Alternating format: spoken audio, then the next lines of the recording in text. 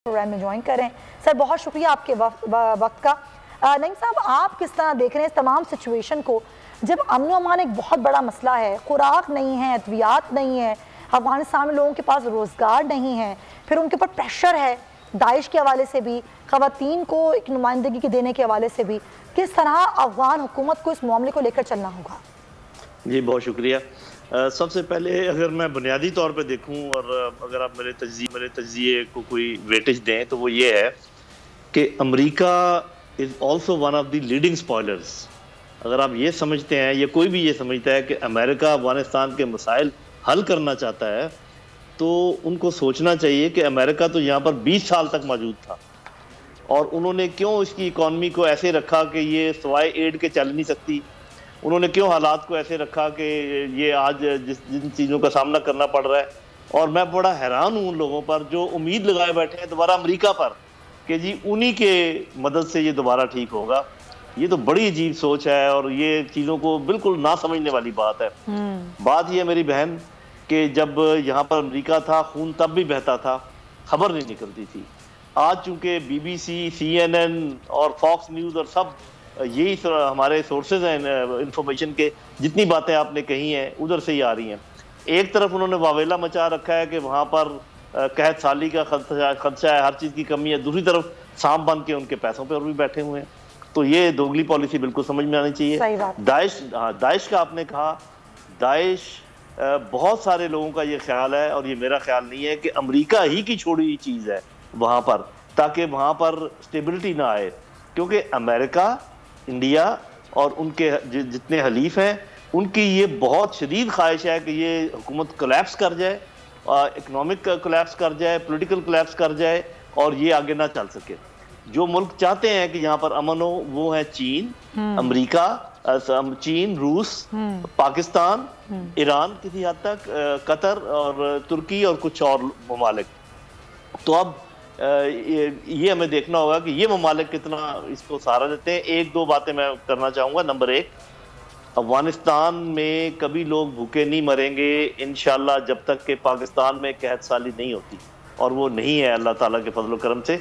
हमेशा से गंदम, चीनी और इस किस्म की चीज़ें यहीं से उधर जाती हैं, यहाँ तक कि गोश्त, मुर्गी का गोश्त जो है इधर से जाता है और बहुत सारी चीज़ें उधर से फल आते हैं। तो ये एक आप समझे किया हुआ है उन्होंने क्रिएट एक मसला के, लेकिन ये बात अलबत्ता सोचने की है।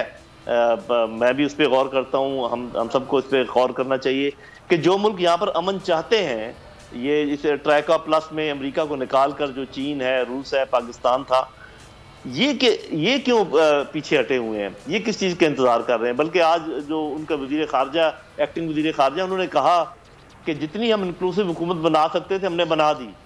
ख्वातीन ने अब 100% ख्वातीन काम पर वापस आ गई और 75% ख्वातीन ने जाना शुरू कर दिया कॉलेजेस वगैरह में। तो अब ये बात ये कि ऐसी बातें तो वेस्ट नहीं बताता।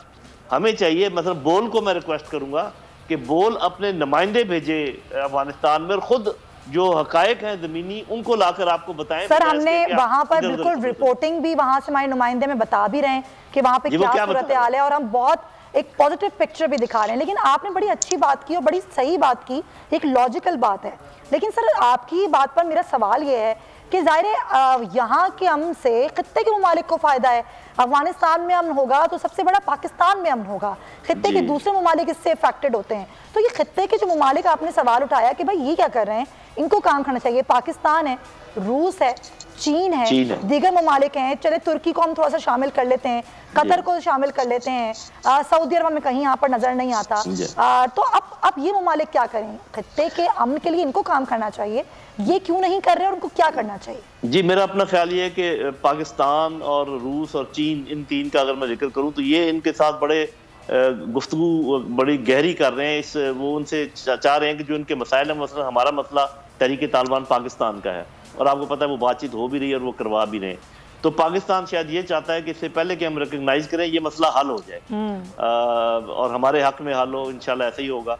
इसी तरीके से चीन चाह रहा होगा कि वो जो उनका ETIM है, और रूस चाह रहा होगा जो चेचन्स हैं उनके मतलब उनके साथ मुआहदे हो जाएं, जो कि मेरे ख्याल होने के बहुत करीब हैं। तो ये आप देखिएगा कि ये जो एक सिनेरियो बनाया जा रहा है ना कि डूम्सडे सिनेरियो, ये पहले भी आपको याद होगा बनाया गया था कि अगर यहाँ से अमेरिकी चले गए तो बस यहाँ तो तबाही हो जाएगी। अमेरिकियों ने पहला राउंड हारा है फिजिकल जंग का, अब ये दूसरा राउंड हारेंगे इखलाकी जंग का। आप देखिएगा, मेरी बात को नोट रखिएगा, ये अमेरिकी ये राउंड भी हारने जा रहे हैं। कोई वहाँ पर कोलैप्स नहीं होगा, कोई वहाँ इंशाल्लाह कैद साली नहीं आएगी, लोग जिंदा रहेंगे, लोग आगे चलेंगे, अफगान तालिबान ही की हुकूमत रहेगी, कोलैप्स नहीं होने का। और ये जो मुल्क जिनका मैंने जिक्र किया ये संभालेंगे सिचुएशन को। बड़ी पॉजिटिव बात है कि यहाँ आपने नईम खालिदोसी साहब, बहुत शुक्रिया सर आपके वक्त का, डिफरेंट तजिया भी अपना दिया है। जाहिर है ये सोचना होगा खत्ते के ममालिक को, क्योंकि खत्ते के अमन के लिए बड़ा ज़रूरी है कि अफगानिस्तान में हम हों, अफगानिस्तान में मामला ठीक चलें। और नईम साहब ये समझते हैं कि मामला ठीक चलेंगे भी, ना ही कोई कहत साली होगी, ना ही कोई और मामला होगा। हाँ, अलबत्ता उन्होंने कहा अमेरिका को वहाँ पर इखलाकी शिकत ज़रूर होगी। जो अमेरिका सब कुछ कर रहा है उसको सोचना होगा कि अगर वो वाकई चाहता है कि अफगानिस्तान की मदद की जाए तो फाइनेंशियली जो पैसे हैं उनको रिलीज़ किया जाए, क्योंकि अभी उनको इसकी बड़ी ज़रूरत है। जब तक कि वहाँ पैसा नहीं होगा, वहाँ पर उस तरीके से ज़ाहिर एक मुनज़्ज़म तरीके से वो अपनी चीज़ों को आगे लेकर नहीं चल सकते हैं। सब्सक्राइब करें और बेल दबाएं ताकि कोई खबर रह न जाए।